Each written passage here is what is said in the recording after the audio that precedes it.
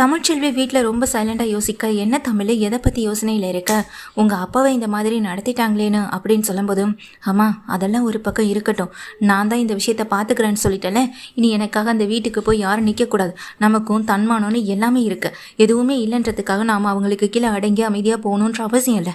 பணத்தில் எவ்வளோ உயர்வாக இருந்தாலும் குணத்தை பொறுத்த வரைக்கும் அவங்க நம்மளை விட ரொம்ப கீழே தான். அதை நீங்கள் புரிஞ்சுக்கிட்டா போதும். என்றைக்குமே அவங்க முன்னாடி நம்ம தலை நிமிர்ந்து தான் நடக்கணுமே தவிர தலை குனிஞ்சு நடக்கிறதுக்கான ஒரு வாய்ப்பு நம்ம என்னைக்கும் இனி உருவாக்கக்கூடாது. அது உங்களுக்கு புரிஞ்சா சரி அப்படின்னு சொல்ல, அக்கா இதை பற்றி தான் நீ யோசனை பண்ணிட்டு இருக்கியான்னு சொல்லிட்டு, அக்கா இதை பற்றி தான் நீ இவ்வளோ நேரம் யோசிச்சுட்டு இருக்கியான்னு அங்கே தனம் கேட்க, அது இல்லை தனம் அப்படின்னு சொல்கிறாங்க. வேறு என்ன தாண்டி அப்படின்னு அவங்க அம்மா கேட்க, அப்போ தான் இங்கே சொல்கிறாங்க தமிழ்ச்செல்வியும், ஒன்றும் இல்லை, எனக்கு அந்த சக்தியுடைய கேஸ் பையில் வந்துட்டு பார்க்கணுன்னு நானும் விருப்பப்பட்டு மேடம் கிட்டே கேட்டேன். மேடம் என்கிட்ட கொடுத்தாங்க. நான் அதை பார்த்துக்கிட்டு இருக்கும் போதே டாக்டர் வந்துட்டார். அவர் தான் வந்துட்டு இதெல்லாம் பார்க்கக்கூடாது, இது உனக்கு தேவையில்லாத வேலை, தேவையில்லாத விஷயத்தில் எதுக்காக நீ தலையிடுற அப்படின்னு சொல்லிட்டு அதை வாங்கிட்டும் போயிட்டாரு. எனக்கு என்னமோ அதில் தான் ஏதோ ஒரு பெரிய விஷயம் இருக்குன்னு எனக்கு தோணிகிட்டே இருக்குன்னு சொல்ல, அக்கா சக்தியுடைய அந்த அண்ணாவுடைய போஸ்ட்மார்ட்டம் ரிப்போர்ட்டில் வேறு எனக்கா இறந்துட போகுது அப்படின்னு அங்கே தனமும் கேட்க, எனக்கும் அதான் தனம் புரியலும். அதில் எதுவுமே இல்லைனா அதை பற்றி என்கிட்ட பார்க்குறதுலையோ அதை நான் வந்து தெரிஞ்சுக்கிறதுலையோ என்ன தவறு இருக்கு? ஏன் எடுத்த ஃபோட்டோவை கூட வாங்கி டெலீட் பண்ணிட்டு போகிறான்னா நிச்சயமாக அதுக்கு பின்னாடி ஏதாவது இருக்கும் அப்படின்னு சொல்கிறாங்க. அக்கா உங்ககிட்ட இந்த ஃபோட்டோவை கூடவாக்கா டெலீட் பண்ணிட்டாரு அப்படின்னு சொல்லி கேட்க, ஆமான்னு சொல்கிறாங்க. அதுக்கு உடனே தானே சொல்கிறாங்க, டெலீட் பண்ண ஃபைல் எல்லாம் கூட நம்ம திரும்ப ரெக்கவர் பண்ணலாமேக்கா, அதை பற்றின கூட விஷயம் கூட எனக்கு தெரியும் அப்படின்னு இங்கே தானே சொல்ல, என்ன தானே சொல்கிற அப்படின்னு கேட்குறாங்க. ஆமாக்கா எனக்கு இதை பற்றி நல்லாவே தெரியும் அப்படின்னு தானே சொல்லிட்டு அங்கே தான் அக்காவுடைய மொபைல் ஃபோனை வாங்குறாங்க. அதில் ஒரு சாஃப்ட்வேர் அப்லோட் பண்ணிவிட்டு அதுக்கு பிறகு தான் அதை பற்றின விஷயத்தை எடுக்கவும் செய்கிறாங்க. டெலீட் ஆன அந்த ஃபோட்டோவை திரும்ப ரெக்கவர் பண்ணி தனம் வந்து எடுத்து கொடுக்கவும் செய்கிறாங்க தமிழ்ச்செல்வி கிட்ட. தமிழ் இதை பார்த்தது ரொம்ப சந்தோஷப்படுறாங்க. தான் தங்கச்சியை கட்டுப்பிடிச்சு உமா கொடுக்குறது மட்டும் இல்லாமல் ரொம்ப நன்றி தனம், இதை நான் கொஞ்சம் கூட யோசிக்கவே இல்லை பாரு அப்படின்னு சொல்லிட்டு இருக்கும்போதே, இதை வச்சு என்னம்மா பண்ண போகிறேன்னு சொல்லி கேட்குறாங்க. இது சக்தியுடைய ஃபைல் தானா, இது சக்திக்கானதானா, இல்லை சக்தி என்ன உண்மையிலே இறந்துட்டாரான்ற ஒரு சந்தேகம் எனக்குள்ளே இருந்துக்கிட்டே இருக்கு. அதுக்கு இந்த போஸ்ட்மார்ட்டம் ரிப்போர்ட்டு எனக்கு ரொம்பவே உதவி பண்ணும் அப்படின்னு சொல்லிட்டு இருக்காங்க தமிழ்ச்செல்வியும். சரின்னு சொல்லிட்டு தமிழ்ச்செல்வி அதை வந்து பார்த்துட்டு இருக்க அதே நேரத்தில் தான் இங்கே டாக்டர் என்ன பண்ணுறாரு, அந்த நீதிமானுக்கு கால் பண்ணி தமிழ்ச்செல்வி இந்த சக்தியுடைய போஸ்ட்மார்ட்டம் ரிப்போர்ட்டை எடுத்து பார்த்ததையும் அது ஃபோட்டோ எடுத்ததையும் சொல்கிறார். இதை கேட்ட உடனே நீதிமான் ரொம்ப கோவத்தோட, என்ன நினச்சிட்டு இருக்கீங்க, நான் உங்களை நம்பி ஒரு பொறுப்பை ஒப்படைச்சா அதை நீங்கள் சரியாக கவனிச்சுக்க மாட்டிங்களா, யார் கைக்கு அது போகக்கூடாதோ அவங்க கையில் அதை கிடைக்கிற மாதிரி பண்ணிட்டீங்களே சொல்லிட்டு இங்கே ரொம்பவே திட்டுறாரு நீதிமானம். அதை கேட்ட இங்கே டாக்டரும், அப்படிலாம் ஒன்றும் இல்லை சார், அந்த பொண்ணு அதை முழுசாக படிக்கிறதுக்குள்ளேயே நான் அந்த ஃபைலை போய் வாங்கிட்டேன், அந்த பொண்ணோட ஃபோனில் அவள் எடுத்த ஃபோட்டோவையும் கூட நான் டெலீட் பண்ணிட்டு தான் இங்கே கொடுக்கவும் செஞ்சேன்னு சொல்லும்போது, அதை கேட்டதுமே இங்கே நீதிமானுக்கு ரொம்ப கோபம் வருது. அப்போ நிச்சயமாக தமிழ்ச்செல்விக்கு ஏதோ ஒரு உண்மை தெரிஞ்சிருக்கணும், அதனால தான் அவள் அந்த ஃபைலை தேடி வந்திருக்கான். அப்படியே உண்மை தெரியலைனாலும் இந்த ஃபைலை பார்த்ததுக்கு பிறகாவது அவளுக்கு அந்த விஷயம் தெரிய வந்துட்டுனா பெரிய பிரச்சனை ஆகிடும், இது சும்மா விட்டுறக்கூடாது அப்படின்னு நினச்சிட்டு இருக்காங்க நீதிமானம். தமிழ்ச்செல்விக்கு உண்மை தெரிஞ்சிருந்தாலும் இப்போ அவளை அந்த வீட்டை விட்டு குடும்பமாக வெளியே துரத்துனதுனால நிச்சயமாக அவளுக்கு அந்த குடும்பத்து மேலே ஒரு கோபம் இருக்கும். அதனாலேயே அவ அந்த ராஜாங்கத்தை காப்பாற்றணும்னு நினைக்க மாட்டான் அப்படின்னு தான் நீதிமான் நினைக்கிறாங்க. நீதிமான் நேராக என்ன பண்ணுறாங்க, தமிழ்ச்செல்வியை போயிட்டு பார்க்குறாங்க. தமிழ்ச்செல்வி காலேஜுக்கு போகிற வழியில் நீதிமான் வழிமறித்து இங்கே தமிழ்ச்செல்வி கிட்டே பேசவும் செய்கிறாங்க. என்ன எப்படிமா இருக்க, உன்னை அந்த வீட்டை விட்டு வெளியே அனுப்பிட்டாங்கன்னு நானும் கேள்விப்பட்டேன். அந்த வீட்டில் இருக்கவங்க உன்னை ஏற்றுக்கலான்னா என்ன, உன்னோட படிப்பு தேவைகளுக்கும் உன்னோட குடும்ப சூழ்நிலைக்கும் நான் உனக்கு உதவி பண்ணுறேன், எவ்வளோ பணம் வேணும்னாலும் கேளுமா அப்படின்னு சொல்லும்போது, இதை கேட்ட எங்கள் தமிழ்ச்செல்வி அமைதியாகவே நிற்க, உன் மேலே இருந்த கோபம் எல்லாமே எனக்கு போயிடுச்சு. ஏன்னா ஏற்கனவே நீ என்னைய ஸ்டேஷனுக்கு அனுப்பினவ தானே, பல ஆதாரம் அப்படி இப்படின்னு சொல்லி எல்லாத்தையும் எனக்கு எதிராக மாற்றி என்னைய அந்த போஸ்ட் எதிராகவே திருப்பி கடைசியில் என்னை ஜெயிலுக்கு அனுப்பினவ தானே நீ. ஆனால் அதெல்லாம் நான் மனசில் வச்சுக்க மாட்டேன், எதிரியாக இருந்தாலும் அவங்களுக்கு உதவி செய்யணும்னு நினைப்பேன் அப்படின்னு சொல்லும்போது, இப்போ இதுக்கு தேவையில்லாமல் என்கிட்ட இதையெல்லாம் வந்து பேசிக்கிட்டு இருக்கீங்கன்னு தமிழ்ச்செல்வி சொல்ல, தமிழ்கிட்ட உடனே நீதிமான் கேட்குறாங்க, உங்ககிட்ட ஒரு ஃபோட்டோ இருக்குல்ல, நிச்சயமாக நீ டெலீட் பண்ண ஃபோட்டோவை எடுத்துருப்பேன்னு தெரியும் இல்லையா, நீ எல்லாம் தெரிஞ்சு அமைதியாக இருக்கன்னு தெரியும், இந்த விஷயம் வெளியே போயிடக்கூடாதுன்றதுக்காக தான் உங்ககிட்ட நான் வந்திருக்கேன்னு அங்கே நீதிமான் சொல்கிறாரு. அதை கேட்டதுமே தமிழ்ச்செல்வி எதுவுமே புரியாமல் எதை பற்றி பேசுகிறாரு இந்த ஆள், ஒருவேளை சக்தி அண்ணையோடைய அந்த கேஸ் ரிப்போர்ட்டை பற்றி பேசிகிட்டு இருக்காராம், அதில் என்ன இருக்குது, இன்னும் நான் அதை சரியாக கவனிக்க கூட இல்லை, அது படித்து பார்த்ததோடே இருக்குது. சக்தி அண்ணாவோட தானா இல்லையான்றதை கன்ஃபார்ம் பண்ணுறதுக்காக தான் இப்போ ஜெனியை பார்க்க நான் போயிட்டுருக்கேன். அதுக்கிடையில் இவனே என்னை தேடி வந்து இப்படி கேட்குறானா, இதுக்கு பின்னாடி என்ன அர்த்தமாக இருக்கும் அப்படின்னு யோசிக்கிற தமிழ், என்னம்மா உனக்கு ஏதாவது எதிர்பார்ப்பு அதிகமாக இருக்கா என்ன? எதுவாக இருந்தாலும் சொல்லு, அதை நான் நிறைவேற்றுறேன். ஆனால் இந்த கேஸ் பற்றின விஷயம் இங்கே போலீஸ் ஸ்டேஷனுக்கு போகக்கூடாது. அந்த கேஸ் பற்றின டீட்டெயிலை இதோட மறந்துடணும் அப்படின்னு சொல்லிட்டு நீதிமானம் சொல்ல, இங்கே தமிழ்ச்செல்வி எதுவுமே புரியாமல் நிற்கிறாங்க. அதை பற்றி நான் வெளியே சொல்ல மாட்டேன்னு தமிழ்ச்செல்வி முதல்ல சொல்ல, வெரி குட், என்ன இருந்தாலும் அந்த குடும்பம் உன்னை ரொம்ப அவமானப்படுத்தி வீட்டை விட்டு வெளியே அனுப்பியிருக்க. உன்னை கட்டின புருஷனே உன் வயிற்றுல வளர குழந்தைக்கு நான் அப்பா இல்லைன்னு சொல்லி ஊர் முன்னாடி உன் அவமானப்படுத்தினா. இதெல்லாம் தாண்டி நீ அந்த வீட்டுக்காக எதுக்காகவும் போய் நிற்க போகிற இல்லை ஆள் இல்லைன்னு எனக்கு நல்லாவே தெரியும். அதுக்காக தான் நான் உன்னையும் பார்த்து பேசணும்னு வந்தேன் அப்படின்னு சொல்கிறாங்க.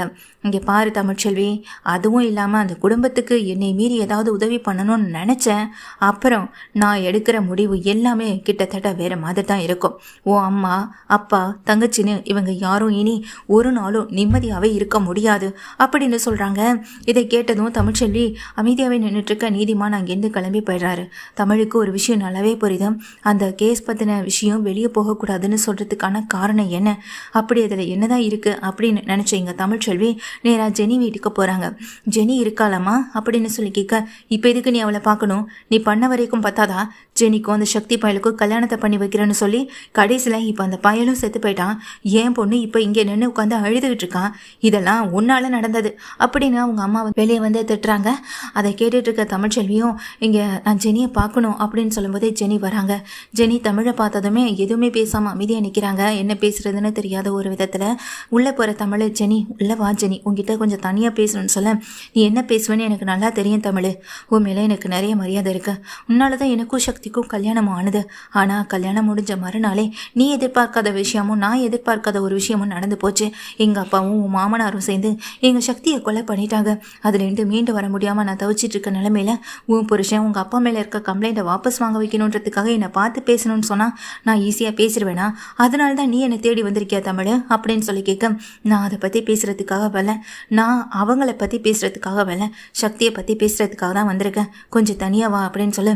ஏய் என்னடி தனியாக பேசணும், அதெல்லாம் நீ என் பொண்ணை பார்த்து தனியாக பேச வேண்டாம்னு அவங்க அம்மா கதை, நீ இருமா அப்படின்னு சொல்லிட்டு இங்கே தம்மாவை வந்துட்டு திட்டி விட்டு ஜெனி இங்கே தமிழ்ச்செல்வியை கூட்டிகிட்டு மேலே மாடியில் இருக்க ரூமுக்கு போகிறாங்க. சொல்லு தமிழ் என்ன விஷயம் அப்படின்னு சொல்லி கேட்க, இங்கே கதவை லாக் பண்ணிட்டு வந்த தமிழ்ச்செல்வியோ தாங்கிட்டு இருக்க அந்த கேஸ் ரிப்போர்ட்டை வந்து எடுத்து காட்டுறாங்க. இதுதான் எங்கள் சக்தி அண்ணனுடைய கேஸ் ரிப்போர்ட்டு. இதை நீ கொஞ்சம் படித்து பாரு, இதில் என்ன இருக்குது என்ன தெளிவாக இருக்குன்றது நல்லாவே தெரியும். நிச்சயமாக நான் சொல்லுவேன் ஜெனி, இதுக்கு பின்னாடி ஏதோ பிரச்சனை இருக்கு, சக்திக்கு எதுவும் ஆயிருக்காதோன்னு தான் எனக்கு தோணுது அப்படின்னு சொல்ல, இல்லை தமிழ் நான் தான் பார்த்தல, சக்தி தான் அது எனக்கு கன்ஃபார்மாக தெரியும் அப்படின்னு சொல்கிறாங்க. இதை கேட்டதும் தமிழ்ச்செல்வியும் அப்படி ஒன்று நடந்திருக்க வாய்ப்பு இல்லைன்ற ஒரு பட்சத்தில் தான் நான் உங்ககிட்ட கேட்குறேன். இந்த கேஸ் பற்றின டீட்டெயில்ஸையும் அது மட்டும் இல்லாமல் சக்தி அண்ணாவுடைய குறிப்பிட்ட இடத்துல ஏற்பட்ட காயங்கள்லேருந்து அது அவர் தானான்னு நிரூபிக்கிறதுக்கான மரபணு சோதனையிலேருந்து எல்லாமே பண்ணியிருக்காங்க. ஆனால் கிட்டத்தட்ட அவர் தான்ற மாதிரி நீயும் உறுதி பண்ணிட்ட.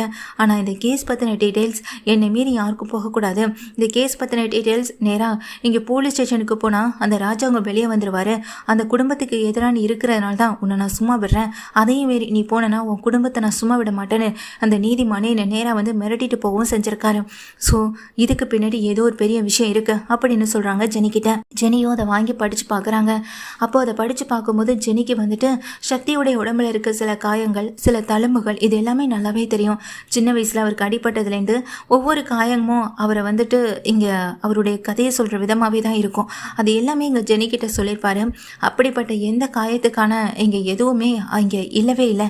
இந்த பாடியில் அதை பற்றி எதையுமே மென்ஷன் பண்ணலை. நான் சக்தி உடம்பு தானே, நீ எப்படி அதை வந்துட்டு கண்டுபிடிச்சேன்னு சொல்லிட்டு இங்கே ஜெனி கேட்குறாங்க. சக்தியுடைய கையில் போட்டிருந்த அந்த ரிங்கு, அவர் கழுத்தில் போட்டிருக்கக்கூடிய அந்த செயின், அதெல்லாம் அப்படி தான் இருந்தது. தலை இல்லைனாலும் அந்த செயின் ரிங்கு இதெல்லாம் வச்சு பார்க்கும்போது தான் இது அவர் தானே நான் கன்ஃபார்ம் பண்ணேன்னு சொல்ல, என்ன ஜெனி நீ இதெல்லாமே ஈஸியாக பண்ணிடலாம். ஒரு தலையே இல்லாத ஒரு உடம்பை நீங்கள் வச்சுட்டு அதில் எதுக்காக சக்தி அண்ணாவுடைய இந்த பொருளெல்லாம் எடுத்து வச்சுருக்கக்கூடாது? எனக்கு என்னமோ சக்தி அண்ணா அவங்க கஸ்டடியில் தான் இருக்கணுமோன்னு எனக்கு தோணிகிட்டே இருக்குன்னு சொல்ல, எப்படி தமிழ் இங்கே சக்தியை கொலை பண்ணணும்னு சொல்லி தானே இங்கேருந்து கூட்டிகிட்டு போனாங்க, அப்புறம் எதுக்காக அவரை கொலை பண்ணாமல் விட்டு வச்சுருக்கணும் அப்படின்னு சொல்லிட்டு கேட்க, எனக்கும் அதான் புரியலை. இல்லை சக்தி அண்ணா அவங்க கிட்ட தான் இருக்காங்களா, இல்லை அவங்கக்கிட்டேருந்து தப்பிச்சு ஓடி போயிட்டு வெளியே வர முடியாமல் இருந்துட்டு இருக்காங்களா, எதுவுமே எனக்கு தெரியலை அப்படின்னு இங்கே தமிழ்ச்செல்வியும் சொல்ல, அதை கேட்ட ஜெனிக்கும் ஒரு சந்தேகம் வரத்தான் செய்யுது. இதெல்லாம் நீ கண்டுபிடிக்கணும்னா ஒரே வழி உங்கள் அம்மா மட்டும்தான். உங்கள் அம்மா மூலமாக தான் நீ அந்த உண்மையை கண்டுபிடிக்கவும் முடியும் அப்படின்னு சொல்ல, என்ன தமிழ் சொல்கிறேன்னு எங்கள் ஜெனி கேட்குறாங்க. தமிழும் எங்கள் ஜெனி கிட்ட விஷயத்த சொல்கிறாங்க.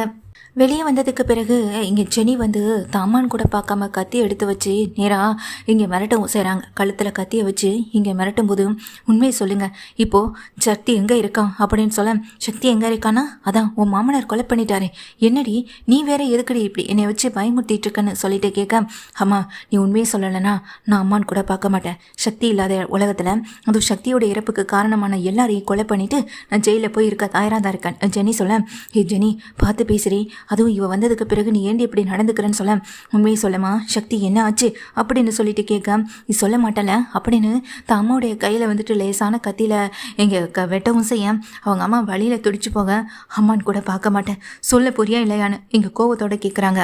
வழியில் துடிக்கிறவங்க அம்மாவும் இங்கே கத்தி அது வந்து அப்படின்னு சொல்லும்போது, சொல்லுமா அப்படின்னு ஜெனி கேட்கும்போது, அப்போ தமிழ்ச்செல்வி சொல்கிறாங்க, சொல்லுங்கம்மா, நாங்கள் இதை வேணும்னே பண்ணலை, நீங்கள் இப்போ உண்மையை சொல்லிட்டீங்கன்னா தான் உங்கள் எல்லாருக்கும் நல்லதுன்னு எங்கள் தமிழ்ச்செல்வி சொல்ல, சக்தி உயிரோட தான் இருக்கான் ஆனால் அப்படின்னு சொல்லும்போது, என்னம்மா சக்தி உயிரோட தான் இருக்கானான்னு அதிர்ந்து போகிறேன் எங்கள் ஜெனி. உடனே எங்கள் அம்மாவை பார்த்து நடந்த விஷயத்த ஒன்று விடாமல் சொல்லன்னு கேட்குறாங்க. நீதிமானும் உங்கள் அப்பாவும் தாண்டி உன் சக்தியை கொலை பண்ணணும்னு கூட்டிகிட்டு போனது, இதில் உன் மாமனாருக்கும் சக்திக்கும் எந்த சம்மந்தமுமே கிடையாது. அவரை மாட்டி விட்டு அவருடைய பதவியை பறி போகணும்னு தான் நீதிமானுடைய பிளான். நீதிமான் உங்கள் அப்பாவை பெரிய கட்சியில் பெரிய பதவி பொறுப்பில் வைக்கிறேன்னு சொன்னார், அதுக்காக தாண்டி அப்படின்னு சொல்லும்போது, நீங்கள் நல்லா இருக்கணும்னா என் வாழ்க்கையை என்ன வேணாலும் நாசம் பண்ணுவீங்களா அப்படின்னு கோவத்தில் கத்துற எங்கள் ஜெனி. அப்போது எடுக்கப்பட்ட உடல்லேருந்து மரபணு சோதனையில் நிரூபிக்கிட்ட வரைக்கும் எப்படி அதெல்லாம் உண்மையாகும்னு சொல்லிட்டு கேட்க, டிஎன்ஏ டெஸ்ட்லேருந்து எல்லாத்தையும் எப்படிமா அப்படின்னு சொல்லி கேட்க, அது எல்லாமே உங்கள் அந்த டாக்டரை விலை கொடுத்து வாங்கியாச்சுன்னு இங்கே சொல்கிறாங்க. இதை கேட்ட உடனேயே எங்கள் ஜெனிக்கு ரொம்ப பயம் அதிகமாகுது. அப்போது இப்போ சக்தி எங்கே இருக்கானாவது உனக்கு தெரியுமான்னு சொல்லி கேட்க, சக்தியை கொலை பண்ண போகிற நேரத்தில் சக்தி தான் ஆட்களை அடித்து போட்டு அங்கேருந்து கிளம்பி தப்பிச்சு போகவும் செஞ்சுருக்கார். அப்படி தப்பிச்சு போகும்போது இங்கே போலீஸ் அதிகாரிகள் வந்துட்டு ரைட்டில் இருந்ததுனால அந்த இடத்துல அவங்களால கொலை பண்ணவும் முடியலை. அதனால தான் ஒரு அநாத பணத்தை தலையில்லாத அந்த உடலை அங்கே போடவும் செஞ்சாங்க. மற்றபடி உன் புருஷன் சக்தி உன் அப்பாவுடைய கஸ்டடியிலே நீதிமானுடைய கஸ்டடியில் தான் இருந்தா. ஏன்னா சக்தியோடைய உடல்னு சொல்லி ஒரு உடலை போட்டு நாம் அதை பெரிய ஒரு சீனாக கிரியேட் பண்ணியாச்சு. இந்த நிலைமையில இவனை கொலை பண்ணி நம்ம என்ன பண்ணுறதுன்னு வெயிட் பண்ணிட்டு இருக்காங்க. நேரம் பார்த்து பதவிக்கு வந்த பிறகு இதை நிறைவேற்றிக்கலான்னு காத்துக்கிட்டு இருக்காங்க. இப்போ ஆட்கள் கூட சரணடைஞ்சதுக்கான காரணம் இந்த ராஜாங்கத்தை பழி சொல் ஏற்றுக்கிறதுக்காக மட்டும்தான் அப்படின்னு சொல்லும்போது, இதை கேட்ட தமிழ்ச்செல்வியும் ஜெனியும் அதிர்ந்து போக, சக்திக்கு ஒன்றும் ஆளலை அப்படின்னு கேட்குறாங்க. இல்லடி அப்படின்னு சொல்ல, அப்போ இப்போவே நீதிமானுக்கு ஃபோன் பண்ணி அந்த சக்தி எங்கே இருக்கான்னு எனக்கு கேட்டு சொல்லு அப்படின்னு அங்கே ஜெனி கோவத்தில் கத்த, நான் கேட்டால் மட்டும் உண்மையை சொல்லிடுவாங்களா? நிச்சயமாக மாட்டாங்க. அது உங்கள் அப்பாவுக்கும் அவருக்கும் தனிப்பட்ட ரகசியம், அது எனக்கு தெரியக்கூடாதுன்னு அவங்களும் விருப்பப்பட்டு என்கிட்ட அதை சொல்லலை, நானும் அதை கேட்டுக்கலன்னு சொல்கிறாங்க. இதை கேட்ட உடனேயே இங்கே ஜெனியும் தமிழ்ச்செல்வியும் அதிர்ச்சியில் அப்படியே நின்று பார்த்துட்டு இருக்க, அவங்க அம்மாவோ நடந்த விஷயத்த அவங்க அம்மா வந்துட்டு எல்லாருக்கும் விரிவாக சொல்கிறாங்க. இதை கேட்ட தமிழ்ச்செல்விக்கும் ஜெனிக்கும் பெரிய அதிர்ச்சி. முதல்ல நம்ம சக்தியை கண்டுபிடிக்கணும், சக்தி உயிரோட இருக்காருன்னு தெரிஞ்சதே நமக்கு பெரிய சந்தோஷம்தான். சக்தியை கண்டுபிடிச்சா மட்டும்தான் இந்த பிரச்சனைக்கான தீர்வும் கிடைக்கும் அப்படின்றத ஜெனியும் அங்கே தமிழ்ச்செல்வியும் சொல்கிறாங்க. முதல்ல நீ இந்த கேஸை வாபஸ் வாங்கு, அப்போ தான் அவருக்கு ஏற்பட்ட இந்த பிரச்சனையிலேருந்து வெளியே வர முடியும். கேஸை வாபஸ் வாங்கிட்டனாலே ஒரு பிரச்சனை முடிஞ்ச மாதிரி. அடுத்ததாக சக்தியை கொண்டு வந்து நிறுத்திட்டோன்னா உடனே தமிழ்ச்செல்வி இங்கே ஜெனிகிட்ட சொல்கிறாங்க, உன்னை தேடி இந்த சேது வந்தாருன்னு சொன்னல, நீ இந்த விஷயத்த சேதுவுக்கே ஃபோன் பண்ணி சொல்லு, மீதி அவரே பார்த்துப்பாருன்னு சொல்ல, தமிழ் அப்படின்னு சொல்கிறாங்க. இந்த விஷயத்தில் என்னால் இவ்வளவு தான் உதவி பண்ண முடியும். சக்தியை நான் உயிரோடு இருக்காருன்னதே பெரிய விஷயந்தான். இந்த நிலைமையில் என்னால் உனக்கு வேறு எந்த உதவியும் பண்ண முடியாது. அவரே உன்னை தேடி வந்திருக்காருனா நீ இந்த சக்தி உயிரோடு இருக்காருன்ற விஷயத்த சொன்னால் போதும். தான் அப்பாவை காப்பாற்றுறதுக்காக சக்தி எங்கே இருந்தாலும் கூட்டிகிட்டு வந்து உன்கிட்ட ஒப்படைச்சிருவாரு. நீ அவர்கிட்ட இந்த விஷயத்த சொல்லு அப்படின்னு தமிழ்ச்செல்வி சொல்லிட்டு அங்கேருந்து கிளம்பி போய்ட்றாங்க.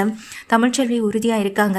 ஒருவேளை இந்த கேஸ்லேருந்து அவர் விடுதலை ஆனாலும் கூட நான் அவருக்கு மன்னிப்புன்றது ஒன்று கொடுக்க போகிறதில்ல, அந்த குடும்பத்துக்கு என்றைக்குமே நான் மன்னிக்க போகிறதும் இல்லைன்னு தமிழ்ச்செல்வி உறுதியான முடிவோடு இருக்காங்க.